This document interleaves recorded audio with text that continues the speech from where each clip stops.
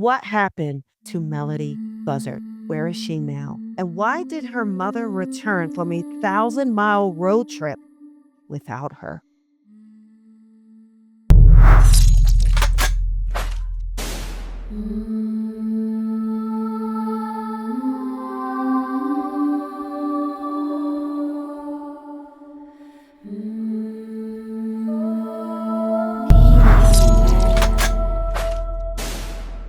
Welcome to Medium and Murder, where the seen meets the unseen and where intuition and investigation walk hand in hand. This is where we give the voiceless a voice. I'm your host, Colby Rebel. Today's episode takes us deep into a heartbreaking and bewildering mystery: the disappearance of 9-year-old Melodee Buzzard from Vanderburgh Village, California. This is outside of Santa Barbara. So what began as a simple welfare check quickly spiraled into a cross-country investigation involving wigs, disguises, and unanswered questions that haunt both investigators and family members. So Melodee Buzzard was just 9 years old. She was bright, creative, full of life, and she lived with her mother, Ashley Buzzard. This was in the quiet community of Vanderburgh Village in Santa Barbara County. So neighbors say they rarely saw this little girl playing outside. And then family members later admitted they hadn't even seen her in years.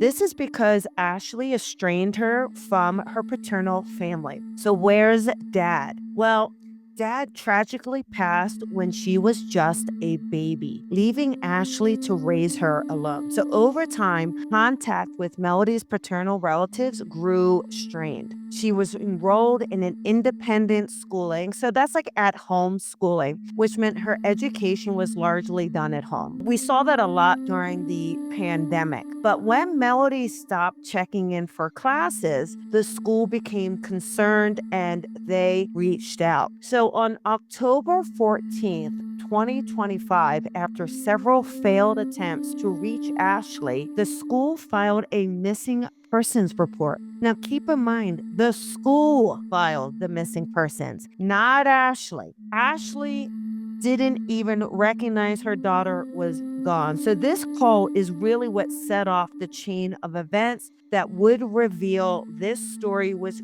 crazier than anyone could even imagine. So investigators soon discovered that just a week before Melodee was reported missing, she and her mother rented a white Chevy Malibu. Surveillance footage from October 7th shows Melodee entering the rental office with her mother. But this is kind of where it takes a chilling turn. They were both in disguise. So Melodee appears to be wearing a wig, a dark brown bob, unlike her usual cute little blonde hair. She's dressed in oversized clothing from her head down, and she's barely looking at the camera. The footage shows Ashley signing the rental papers, calm, deliberate, cool as a cucumber, before the pair drives off the lot.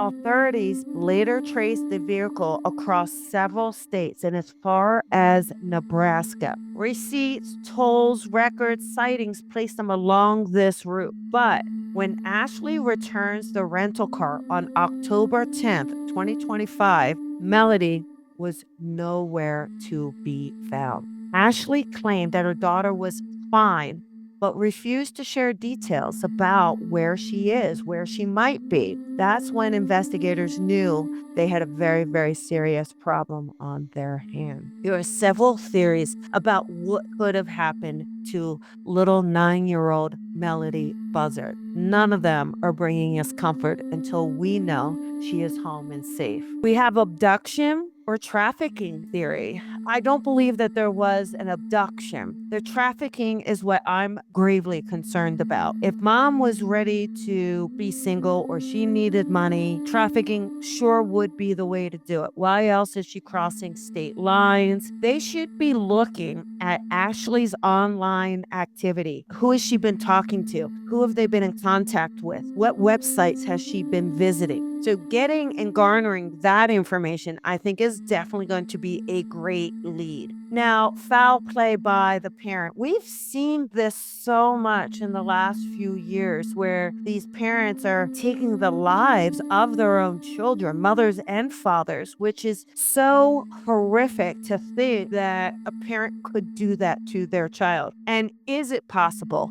Well, Ashley's behavior has kind of drawn some intense scrutiny. Family members had said she isolated herself and Melodee for years. She was refusing all contact. After the disappearance, Ashley was arrested. Now, not on charges for Melodee, or separate charges, but she kind of had this idea of false imprisonment with someone. She got a little panicky, felt that maybe she shared too much. And that's what we're kind of discovering. Here's what's interesting: they put a GPS monitor on Ashley. So now we're going to be able to see where she goes. And that's going to be helpful for the investigation of little Melodee. Some say Ashley was mentally unstable, paranoid, erratic, these thoughts. She was very distrustful of other people. But no matter what theory we lean towards, the truth remains painfully unclear. We do not know where Melodee is at this time. So here's what we've got: we've got a wig, we've got a cross country road trip, we've got a switching of license plates, we've got a mother who returns alone, and we've got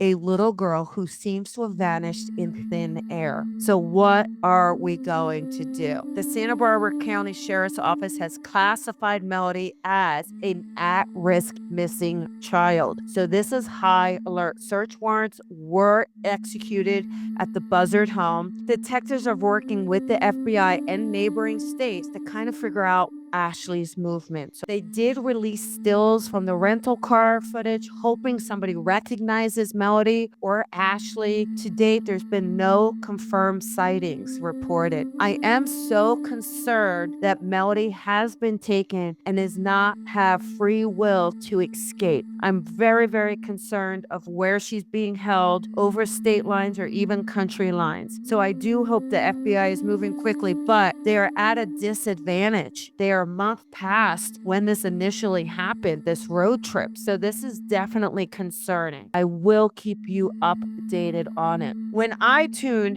into this case energetically, I feel definitely a vibration that I believe she's still alive. That is my feeling. I believe that she is being held against her will. I do believe that she is being overpowered and doesn't have the wherewithal to reach out for help. I believe she's being conditioned to not show her face, not show her smile, not kind of communicate with people. It's very challenging because there's a stillness around her. It's like a pause button has been hit, and it doesn't feel like she's far, far away, but we're in a waiting pattern. And I think the FBI is on this enough that they're going to be able to get to her.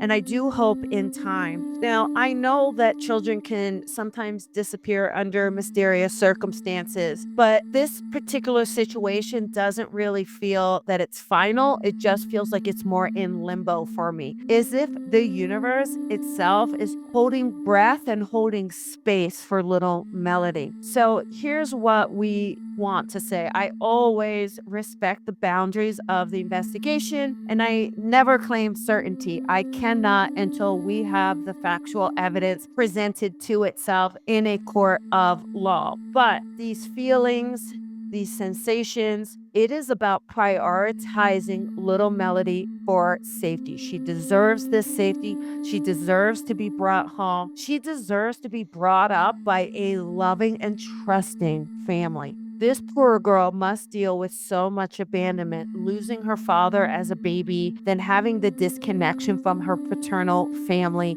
and having her mom isolate her, not even socializing her with fellow students and in a school. You can imagine how lost this little girl must be feeling. But every child deserves to be seen. We will not stop looking for little Melodee. If you have any information about the disappearance of Melodee Buzzard, no matter how small, no matter how insignificant it may seem, please contact the Santa Barbara County Sheriff's Office at 805-681-4150 or on their anonymous tip line, 805-681-4171. Let's bring little Melodee home safe and sound. You can also visit the official website or the National Center for Missing and Exploited Children. Every lead, every memory, every detail matters. So thank you so much for joining me on this episode of Medium and Murder. If you were moved by this episode, please share it. Let's get her name out there.